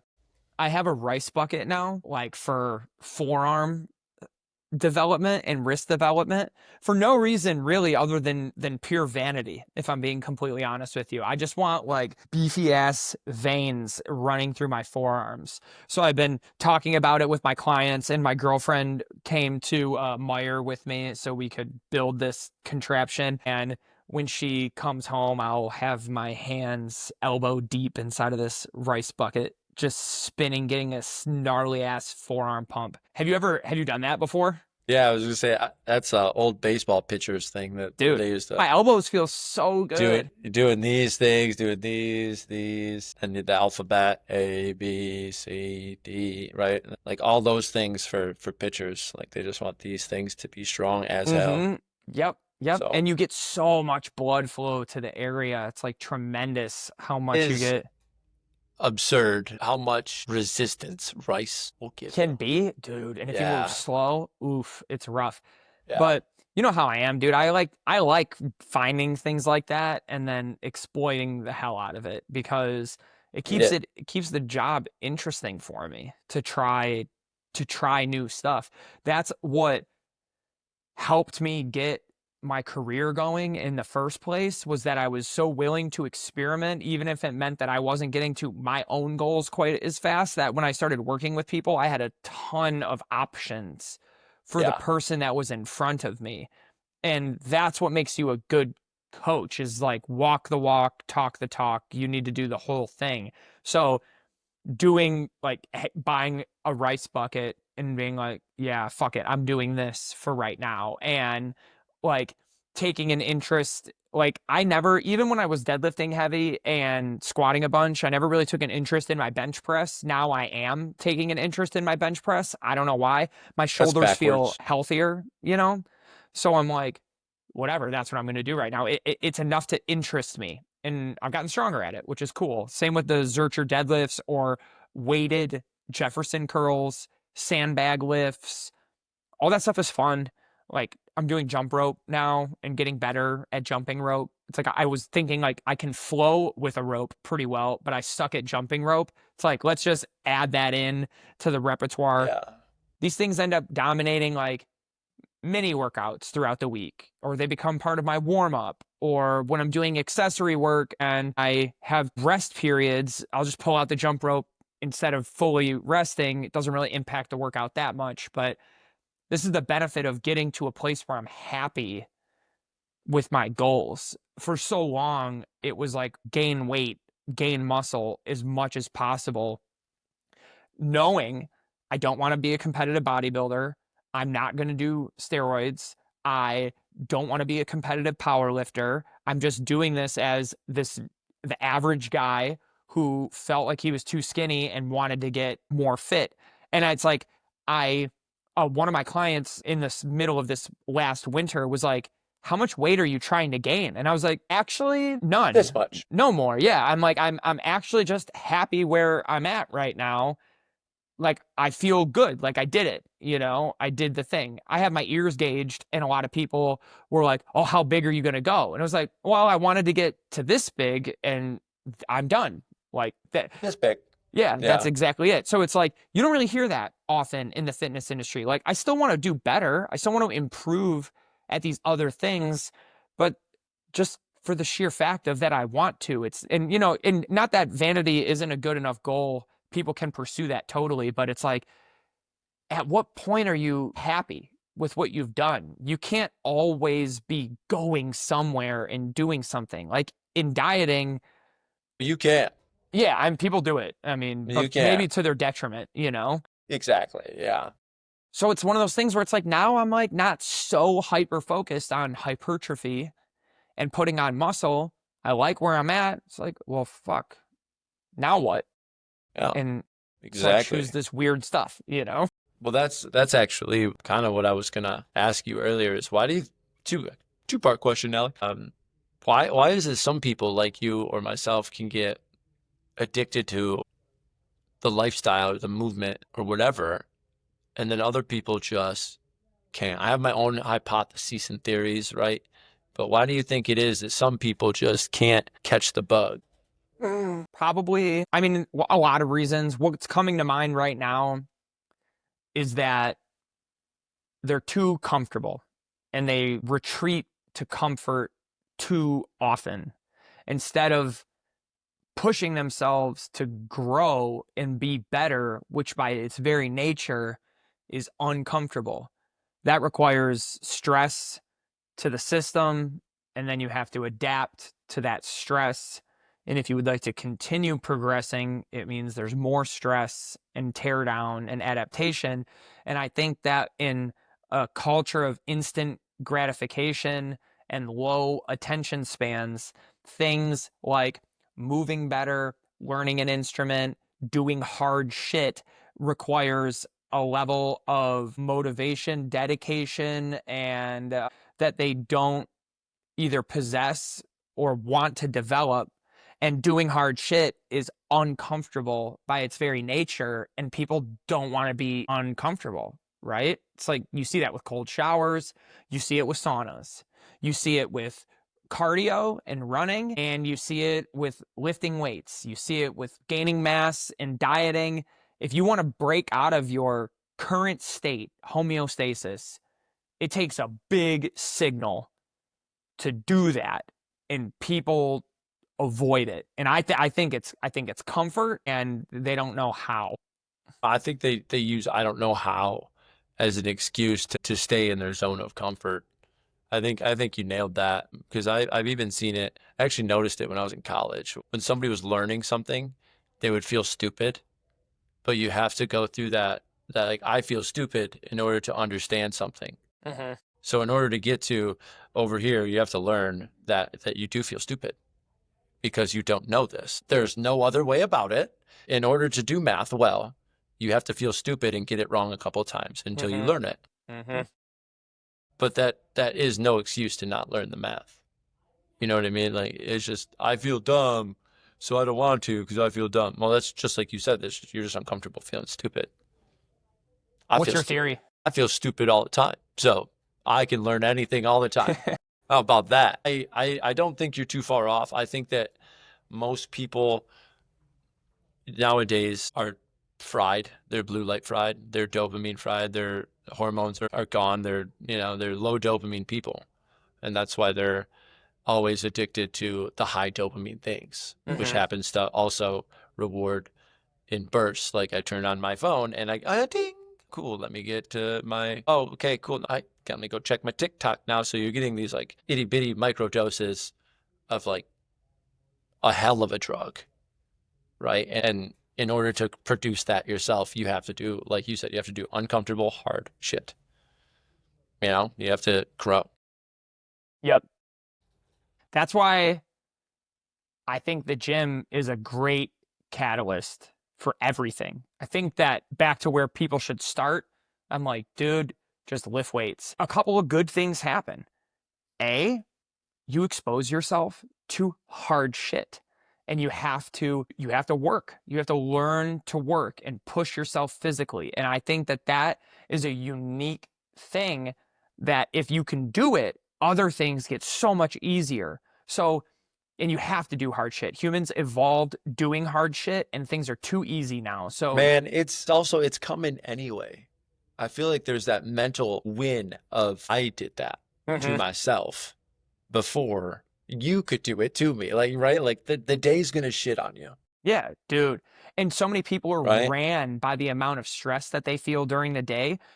Use it for exposure therapy. Go voluntarily expose yourself to a stressful event or stimulus, see how you react to that stress and get better at it. And the adaptations that you experience from going to the gym will ultimately allow you to just handle stress better when it's coming at you. That one's voluntary. Many things are not. But when the things that are involuntarily stressful, external things that happen in the world, if you're good at dealing with stress because you've exposed yourself to it regularly, you're just going to be more capable of handling that instead of just retreating into, I don't know, whatever cave that you found yourself in. A lot of people go there, right? And this is why I hang out with Aaron so freaking much, right? This is why everybody should have a Marine and a Navy SEAL friend to remind them that, hey, you could be such a bitch sometimes. Like sometimes I can be such a bitch.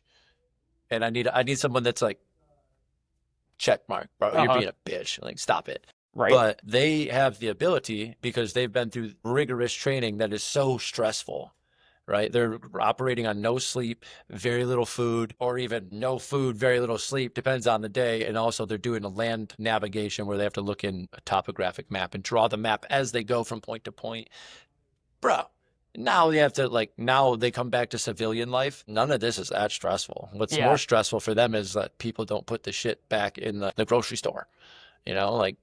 There's a freaking way of doing things. It's like it's almost too rigid to have somebody like a coach or like another trainer or like a Kyle to be like, okay, well, all right, you've already done this. It's not that big a deal versus I watch a lot of people walk around like, can you believe what I had to do at work? Like, probably you fucking have a job. Probably had to do your job. It's definitely something. Like, for sure. Hopefully you did something, right? And the people that get in, I think the gym is probably the one biggest catalyst because it's active. I hadn't really thought about it until you said that. Dude, think about it as well. So I mentioned earlier 2 things. The second thing is that when you go to the gym, if that's the only change you're willing to make, you put yourself around, hopefully, a lot of people who have not only decided to make that same change, but probably gone deeper down the rabbit hole with the other things that we talked about at the very beginning of this conversation. That birds of a feather flock together, or that cheesy saying that you are the average of the 5 people that you spend the most time with. Well, when people start spending more time with me and they hear about me doing blood work, I don't drink on the weekends, I don't smoke weed, the supplements that I'm taking, the type of food that I'm consuming, you start hearing it over and over and over, and it burrows into your subconscious. It took a long time for me to realize that a big chunk of the value that I provide is not just the knowledge that I have around training and movement and health. The knowledge is very important, but it's also the fact that I've done it myself. And because people spend time around me, they become more like me. That's just part of the way it is. That's why I'm very lucky to have the clients that I have, to have the girlfriend that I have, to have the family and friends that I have. It's your entire life. Yep. Right. That's why I think that's another reason why you are such a really good coach, is you're talking about it, not just at work. You don't turn it on and leave it at the door. It is who you are. It is who I am. It is consumed all of us. Not all of us. I wish it consumed all of us, U.S. citizens, world citizens, whatever. But it's consumed all of our being to where we find new challenges or go down on a deeper rabbit hole of okay, so where does energy actually come from? If not just to argue with Kyle, remember? Okay, so if you think diet's important, then where the hell does the proteins, the fats, or the carbohydrates go into the mitochondria? And you're like, well, it still matters. But how much of it? And you're like, I mean, quite a bit. I'm like, can you prove it? Not really. Yes. Have you changed do you start kind of changing your diet with the seasons yet, or have I not washed you for enough? I do a little bit.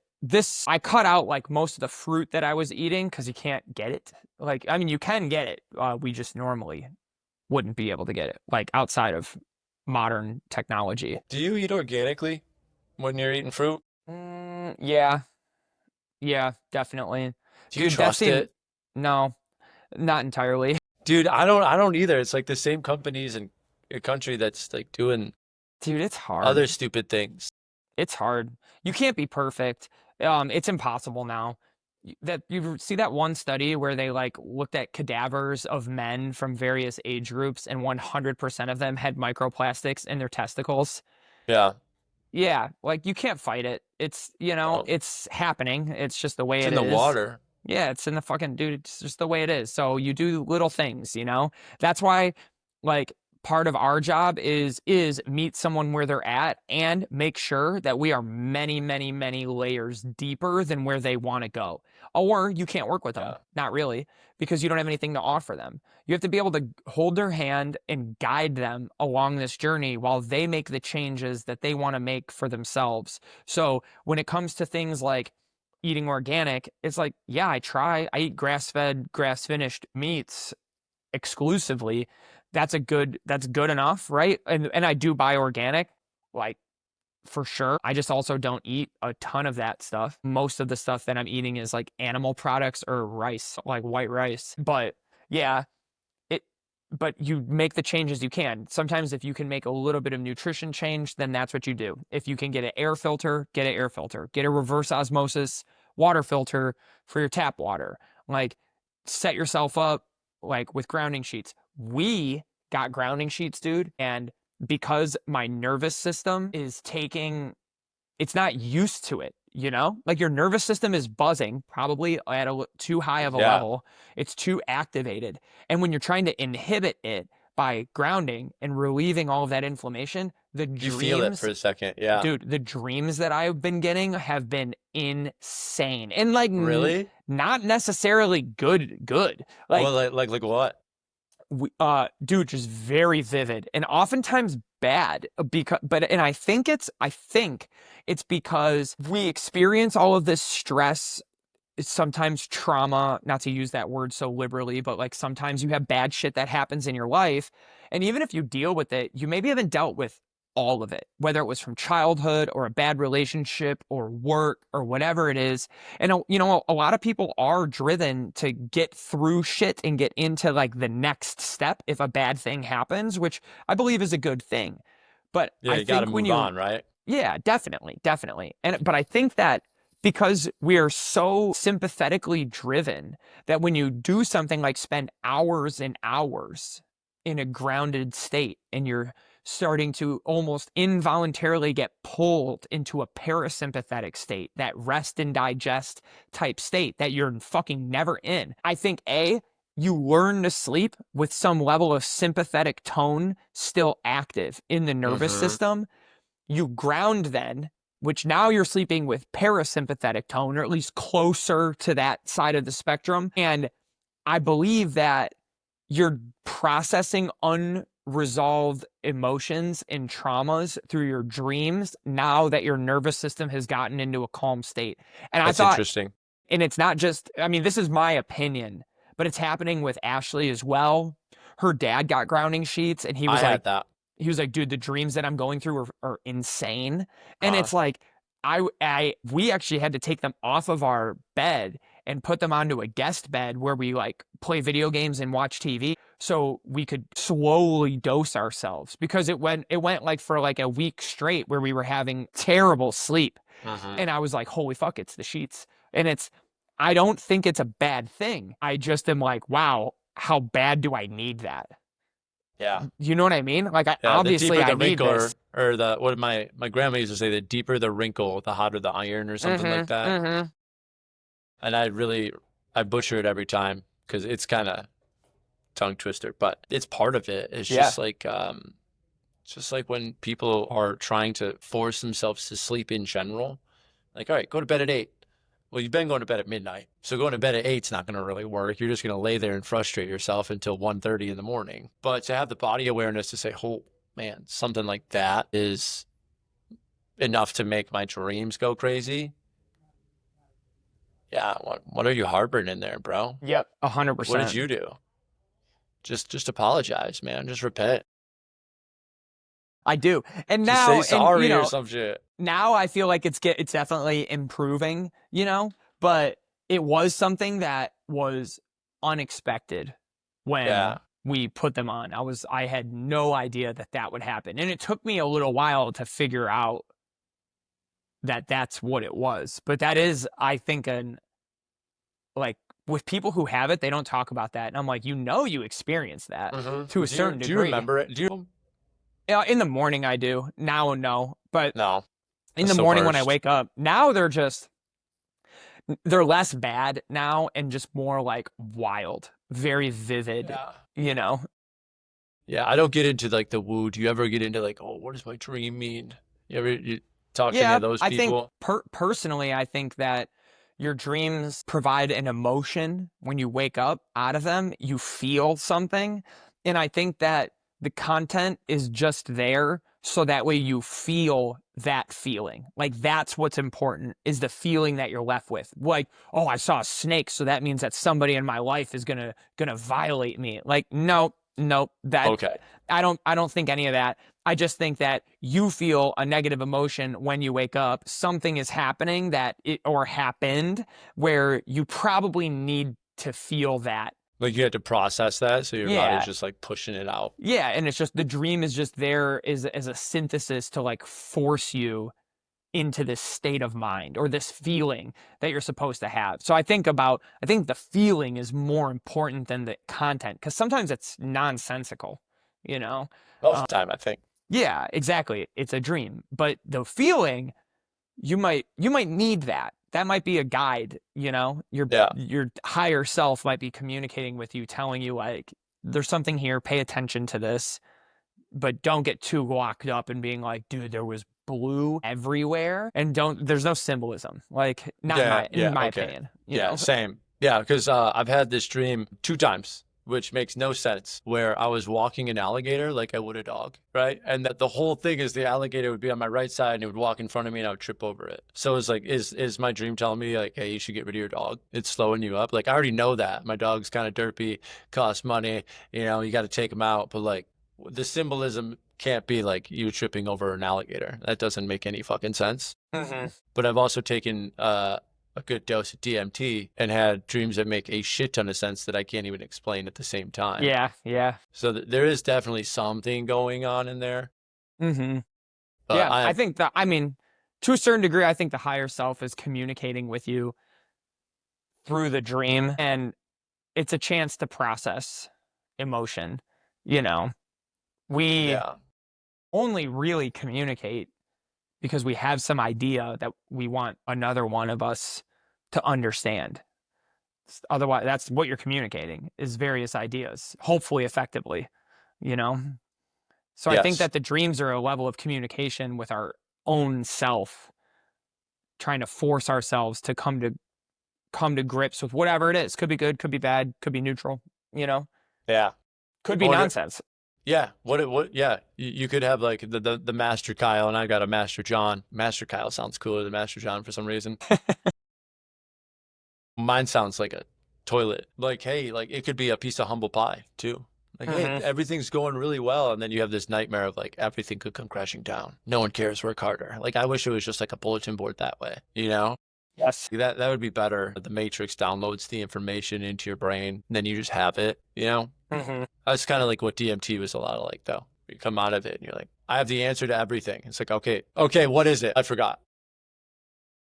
Because it's 15 minutes long and then it's gone back to the ether. Yeah, it's like you're constantly reaching back for that. But there's something to that. When Brian does a lot of the deep tissue release, people have various emotions to that even. And I know most people probably in our world know this, but like a lot of emotion is stored in tissue. So when you release tight tissue, you will have said emotional release. I'm not doing a whole lot of deep tissue release for people. I have Brian do it because I don't have an emotional space for that. Right. You know, it's like, this is not what I'm here for. I know it's necessary, so go see Brian, you know, and he has like that safer space. But because of that, the releases and like the emotions that he'll have rolling versus even if I was to do the same thing, not providing that same emotional space is wild. He'll have people cry on his table mid-massage, and it's not because of pain, right? It's like a gentle thing. And they're like, I'm so sorry. I don't know what's going on. And I'm like, I like lean in like, hey, can you shut the door? I can't stand this. I've obviously never had that experience with anybody because I'd be like, hey, take a lap, get your shit together and come back in here. You know, Right, so right. the understanding level, like there's definitely something to it. The somatics and trauma, if you will, or bonded Yeah, I believe in that emotion. 100%. Like you get tense with stress, you know, and you hold yourself in a certain way because you're stressed. It's like I think there's a big difference between sitting at work and sitting for leisure. I think sitting at work because you're stressed, creating unnecessary tension in all of your tissues, that'll leave you feeling stiff and shitty. But if you're sitting for leisure, I feel like you could get up and feel loosey-goosey, be like good to go. Because that's not, those are two different sits, you know, and you store that stress in you. Does that make sense? Two different sits is pretty good, but it's not wrong, you know, because I'm thinking about the old man who hops up at the Tigers game without a problem. Like, yeah, but he gets off the couch like, you know, Yep. it's like, wow. Yep. Emotion relieves all of that. Yeah. And would you agree that the gym is probably the best full circle conversation? That's probably the best way to make it Dude, it's the segue. dissipate. Yeah. Bro.